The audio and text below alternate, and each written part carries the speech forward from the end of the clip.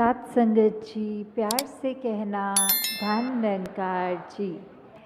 तो ये जो प्रमाण है कि आप सब संत शुरू से ही वही शिक्षा ले रहे हैं जो युगों युगों से संतों ने बताया है कि कैसे ये संसार में सिर्फ प्यार की ज़रूरत है, कैसे इस संसार में अगर हम एक अच्छे मनुष्य बनेंगे तो ही ये हमारा जीवन सफल माना जाता है।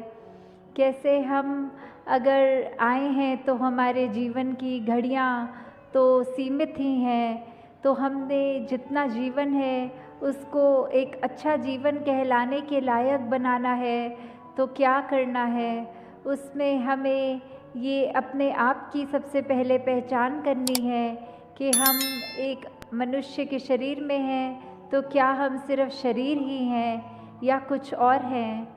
तो अगर इसी को ज़्यादा गहराई में लेके जाएं तो बात वही है कि ये परमात्मा जो है ये पूरे ब्रह्मांड के एक छोटे छोटे कण से लेके बड़े बड़े प्लैनेट्स और हर एक चीज़ में है। तो कैसे एक इसी का अंश हम सबके अंदर जो है उसकी पहचान जो हो जाए। और अगर कहते हैं कि जब ये प्राण निकल जाते हैं तो ये शरीर छोड़ने वाली बात जो आती है, तो उसमें ये आत्मा जो है इसको जब पता लगता है कि हमने कहाँ जाना है, कहाँ से आए हैं, तो वो पहचान जीते जी ही करनी होती है। ये जो हमें सांस सभी मिली हुई है इसका पूरा फ़ायदा उठाते हुए अपनी पहचान इस परमात्मा की पहचान कर लें।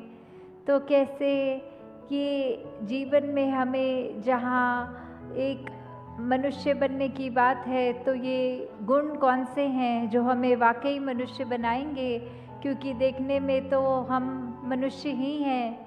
तो फिर ऐसे क्यों कहते हैं कि ये तो पशु के भी से भी ज़्यादा खराब है, ये तो एक हैवान की तरह कार्य कर रहा है, इसका सोच इसकी बोली तो बहुत ही खराब है।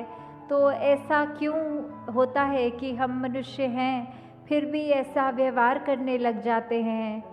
तो ऐसा व्यवहार अगर हम करते रहेंगे तो हर कोई जो भी हमें मिलेगा वो हमारे से एक पीछा छुड़ाना चाहेगा। वो कहेगा इस इंसान के साथ तो 10 मिनट भी बिताना मुश्किल है, ये तो बहुत ही ऐसी बातें बोलता है जो मन को ठेस पहुंचती है, या कुछ ऐसा कार्य करता है जो अच्छा नहीं होता। तो कैसे हम इस ऐसी अपनी एक नेचर से हट के एक वाकई ही असली मनुष्य वाले कैरेक्टरिस्टिक्स एक वो गुणों को अपनाएं। कैसे प्रेम, प्यार, निम्रता, समदृष्टि, एक दिल में करुणा लेते हुए दिल को इतना विशाल बनाना, एक नफ़रत की जगह सिर्फ एक हर एक के अंदर से खूबियाँ छांटनी कि हर मनुष्य में कोई भी कमी अगर है तो उसको ना देखते हुए सिर्फ उसमें क्या गुण हैं जो हमें भी अपने जीवन में लागू करने हैं, वो गुणों की ओर ध्यान दें। कैसे एक अगर उदाहरण है कि तेज़ाब होता है जो एसिड, अगर वो किसी भी बोतल में है, वो चाहे इतनी सुंदर बोतल भी क्यों ना हो, हमें अगर प्यास लगेगी तो हम वो तेज़ाब की बोतल चाहे कितनी भी आकर्षित लग रही हो उसको खोल के नहीं पिएंगे। हमें तो पानी चाहे ऐसी बोतल में भी मिल जाए जो दिखने में बहुत ही ख़राब हो, पर हमें पता है पानी के गुण क्या हैं, ये पीने से हमारी कैसे प्यास बुझेगी। तो हमने अपने आप ही वो पानी की चाहे एक साधारण लुकिंग बोतल ही हो उसी का चुनाव करना होता है। तो ऐसे ही हम चाहे बाहर से अपने तन को भी इतना सजा लें, इतने खूबसूरत लगने लग जाएं, पर अगर मन ही कड़वा है, हमारे सोच विचार में ही बहुत मैल है, दिल में मैल है, तो कोई हमारा उस तरह से हमारे संपर्क में भी नहीं आना चाहेगा। जबकि अगर मन साफ हो तो फिर हम दिखने में चाहे सुंदर हो ना हो तो एक वो फ़र्क नहीं पड़ेगा, क्योंकि हर कोई फिर हमसे वो एक खुशबू ही एक हमारा ग्रहण कर पाएगा। तो ये अगर हमें विचार अपने अंदर हमेशा रखने होते हैं तो उसके लिए क्या करना होता है। उसके लिए तो सिर्फ यही बात है कि पहले ये ब्रह्म ज्ञान को इसके साथ निरंकार को जोड़कर अपने हर पल में इस निरंकार को जब हम याद रख के ये जीवन बिताते हैं तो वाकई ही ये दिन, ये जीवन, ये पल, ये घड़ियाँ बहुत ही खूबसूरत हो जाती हैं। हमारे अंदर ऐसी अच्छे गुणों का एक असर दिखने लगता है। वो मार्ग एक सेवा, सुमिरन और सत्संग के द्वारा, जो आज भी जैसे सत्संग में अनेकों महापुरुषों ने इतने हमें ऐसी बातों के साथ रूबरू कराया कि वो बात अगर एक भी पकड़ के अपने जीवन में डालें तो वो जीवन कितना सुंदर बन सकता है। कैसे इस परमात्मा के साथ अगर ये लिव जुड़ जाए, ये एक लगन लग रही है तो भक्ति वाकई ही हमारी इसमें हो रही है जीते जी। तो ये तो एहसास वैसा एहसास है जैसे एक माँ होती है, उसको अपने बच्चे को याद करने के लिए कोई ख़ास समय नहीं निकालना पड़ता। वो दिन का कोई भी अगर कार्य कर रही हो, जो बच्चा स्कूल गया है तो वो खाना भी बना लेंगी, वो ऑफिस में भी होंगी, वो कुछ भी ऐसा कार्य करेंगी, पर ध्यान यही होगा कि अभी बच्चा, उसका स्कूल में ब्रेक टाइम चल रहा होगा, अभी वो कोई एक सब्जेक्ट की उसकी क्लास चल रही होगी।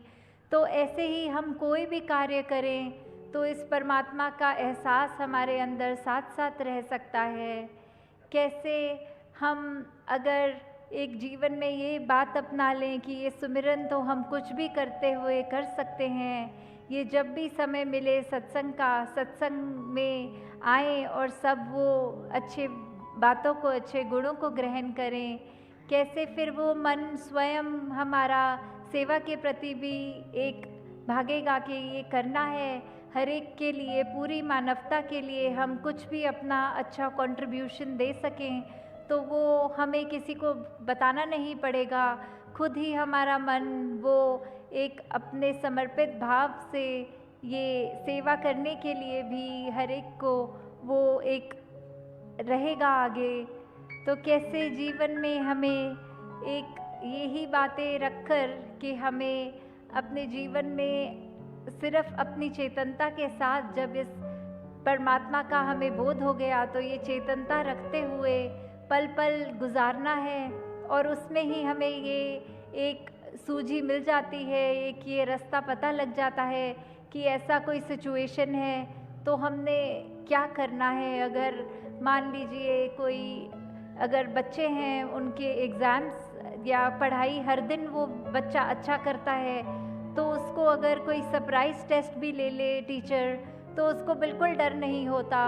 पर अगर कोई ऐसा बच्चा है जिसने पढ़ाई ही नहीं करी तो उसको तो वो सरप्राइज़ टेस्ट से बहुत डर लगेगा कि इसकी तैयारी नहीं है और टीचर ने ले लिया। तो कैसे फिर वही बात कि हम अगर अपने पल पल में इस परमात्मा को डालेंगे तो कोई भी स्थिति आएगी जीवन में, हमें वो घबराहट नहीं होगी। वो परमात्मा हमारे आगे कोई भी एक परीक्षा रखे, उसमें हमने वो सही कर्म करना है, सही सोच रखनी है, सही व्यवहार रखना है, तो फिर हमें वो परमात्मा के सरप्राइज़ टेस्ट से भी डर नहीं लगेगा। और हमें हर स्थिति में पता लगेगा कि ये संतमति है, ये ही मार्ग है, इसको अपनाएंगे तो सब कार्य अपने आप एक सहज भाव में अच्छे अच्छे होते जाएंगे। तो दासी आपका और समय नहीं लेगी, तो दासी इन्हीं शब्दों से आपसे आज्ञा लेगी कि दातार हर एक पे कृपा करे कि ये भक्ति भरा जीवन हर एक के हिस्से में आए। ये निरंकार प्रभु परमात्मा हर एक के जीवन में पल पल उस तरह हर एक कोई उसको याद रखे, जैसे ये सांसें हम ऐसे ले रहे हैं वैसे ही ये परमात्मा का सुमिरन अंदर चलता रहे। साथ संगत जी प्यार से कहना, धन निरंकार जी।